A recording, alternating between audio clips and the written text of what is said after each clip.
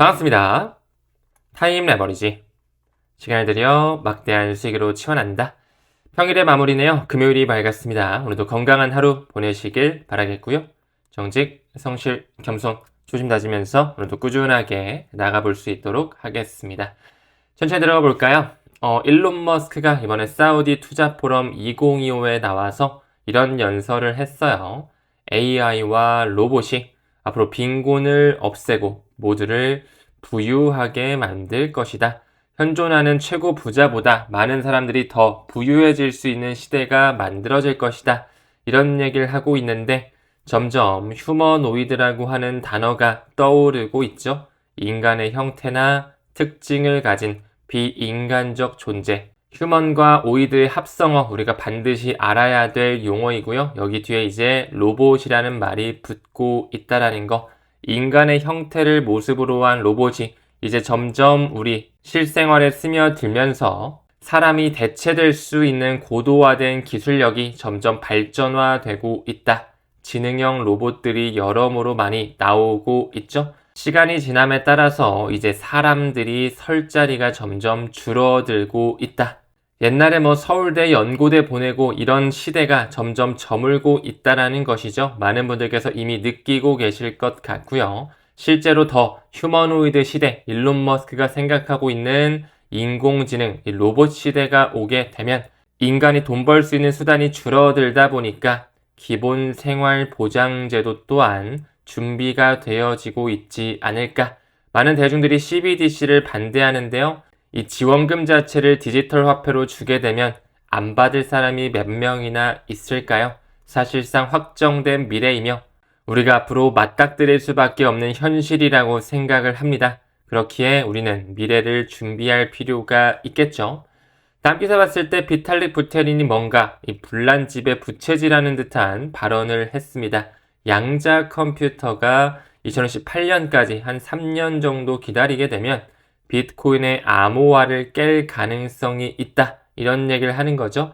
그러면서 타원 곡선 암호화는 사라질 것이다. 이러한 수학적 기반이 오늘날 주요 블록체인들의 지갑, 서명, 거래들을 보호하고 있음을 지적하고 있네요. 시간이 지남에 따라서 법과 제도가 만들어지면서 많은 코인들이 또 사라질 것이고요. 이 양자 컴퓨터 기술 또한 급부상하면서 정말 끝까지 생존할 수 있는 블록체인 기술, 재단, 프로토콜들만 남게 되겠죠.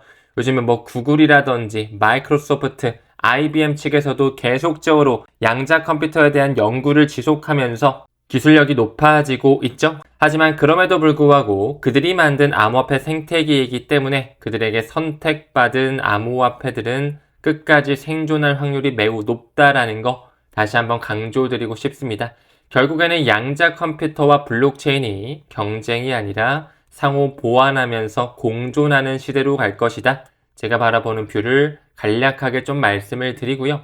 이런 양자 컴퓨터 관련해서도 기술력이 계속 고도화되다 보니까 암호화폐에 대한 자금 세탁, 해킹 방지, 테러 자금에 대한 활용, 이런 범죄의 위험에 대해서도 차단할 수 있는 기술이 확보될 필요가 있겠죠? 그렇기 때문에 그들이 이 TRM 랩스를 통해서 범죄를 대응할 수 있는 네트워크, 비콘 네트워크를 만들었구나 볼 수가 있죠. 여기에 초기 창립자에 누가 들어가 있는지 보게 되면 미국과 중국 경쟁이 아닌 것을 다시 한번 알 수가 있다.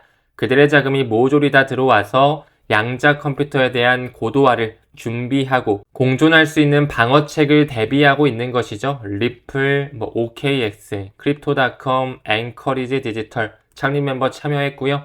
뿐만 아니라 바이낸스, 코인베이스, 크라켄, 테더, 트론, 페이팔, 후오비, 지금은 HTX죠. 저스틴 선이 이끌고 있는 거래소까지 들어와서 그들이 지금 이 범죄를 대응할 수 있는 하나의 방어책을 구현하고 있구나 바라볼 수가 있습니다. 여기도 나오죠. 크라켄이다, 바이낸스다, 코인베이스다. 그들이 TRM 랩스의 범죄 타잔 네트워크, 비콘 네트워크를 만들어내면서 점점 이 블록체인 생태계 영역 또한 보안성이 강화되고 있다.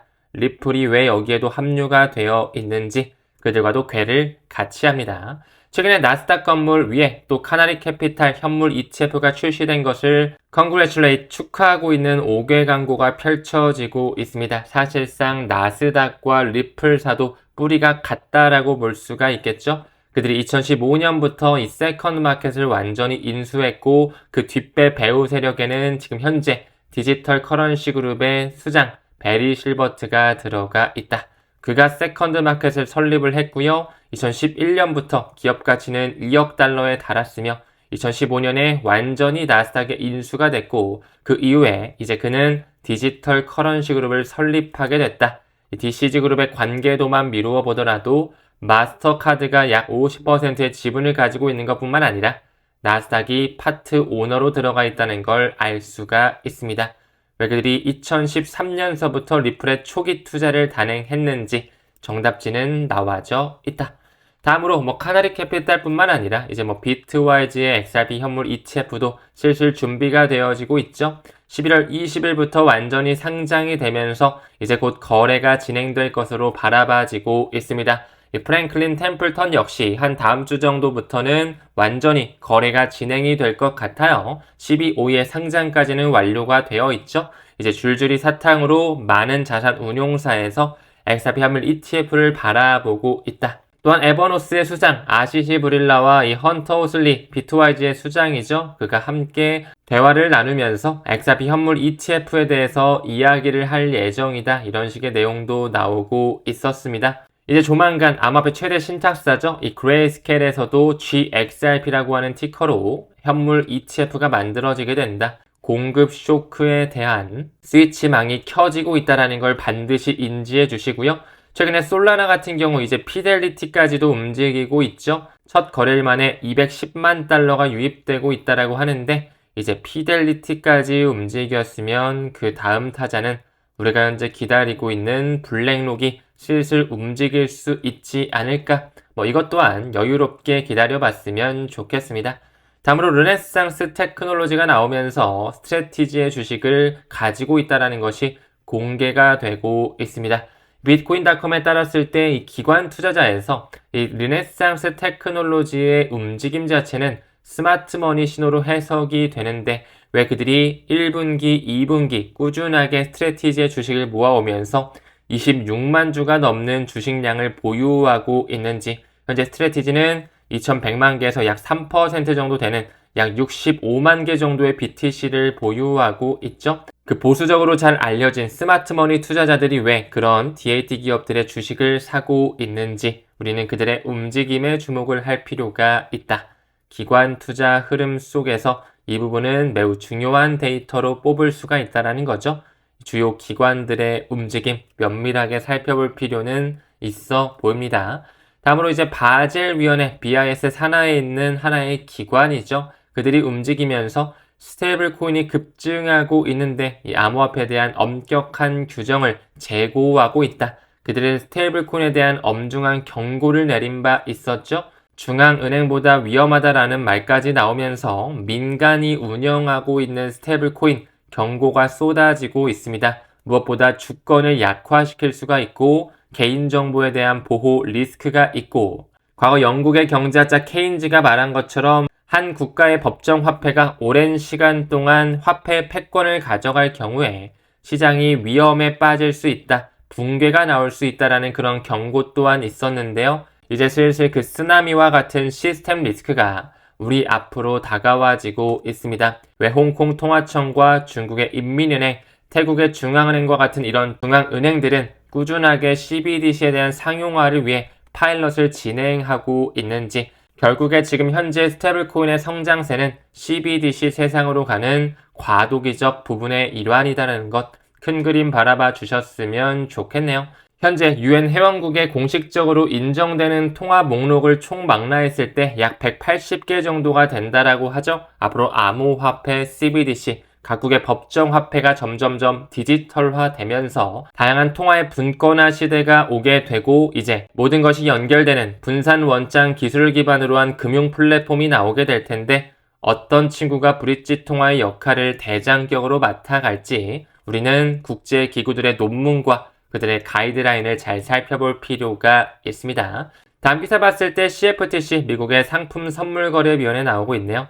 캐롤라인 팜 현재 대행을 맡고 있죠. 기조연설에서 점점 더 규제된 현물 암호화폐 거래, 토큰화된 담보에 대한 명확한 방향성, 그리고 SEC와의 실질적 협력이 확정되고 있다. 점점 규제에 대한 명확성이 나오고 있다라는 거죠. 올해 10월 말부터 CFTC와 SEC는 완전히 협력을 하기로 전격 선언을 했고요. 이제 폴 애킨스와 위원장 대행을 맡고 있는 캐롤라인 팜 역시 같은 목표를 추구하면서 디지털 자산에 대한 포용성을 높이고 있다라고 말씀을 드렸습니다. 무엇보다 이제 캐롤라인 팜뿐만 아니라 새로운 차기 지명자가 나오게 됐죠. 차기 수장 마이크 셀릭이라는 사람, 암호화폐 최우선 과제가 될 것이다. 바로 어제 나왔던 기사입니다. 그는 SEC 출신이고 친크립토 기조를 가지고 있다 말씀을 드렸죠. 이제 SEC, CFTC, OCC, FDIC 모두 다 암호화폐를 받아들이려는 사람들이 의장, 수장의 역할을 맡고 있다라는 거, 지금 현재의 가격보다는 앞으로의 방향성에 좀 집중을 해야 되지 않을까요? 이제 증권이 아닌 상품으로서 이관할 수 있는 가이드라인이 만들어지고 있죠. 그 클래리티 법안, 시장 구조 명확화 법안에 대한 초안도 상원에서는 공개가 되면서 점점 규제 체계가 명확히 되는 것들이 가속화되고 있다라는 거, 이 또한 고무적으로 바라볼 수가 있습니다. 몇몇 분들께서는 욕하면서 시장을 떠나가셨겠지만 또 대부분의 우리 구독자님들이나 에이플 회원님들께서는 꾸준히 본인이 목표로 하는 수량에 집중을 하고 계실 거라고 생각을 해요. 누군가는 공부를 하면 뭐하냐, 수익으로 돌아오지를 않는데, 이런 식으로 비난하고 비관을 하겠지만 글쎄요, 아무나 돈 벌지는 못하는 시장이 암호화폐 시장 아닐까요? 다수가 다 의심하고 암호화폐를 경멸할 때 우리는 가치를 바라보면서 꾸준히 우리의 갈 길을 묵묵하게 간다면 빛을 발하는 시기는 나올 수밖에 없다. 반드시 가치 반영의 시기는 돌아올 수밖에 없다라고 생각합니다. 늘 펀더멘탈에 집중할 수 있는 가치 투자자 되시길 바라면서 금일 영상 마무리 짓도록 하겠습니다. 우리는 모든 면에서 점점 더 좋아지고 있습니다. 감사합니다. 성투합시다.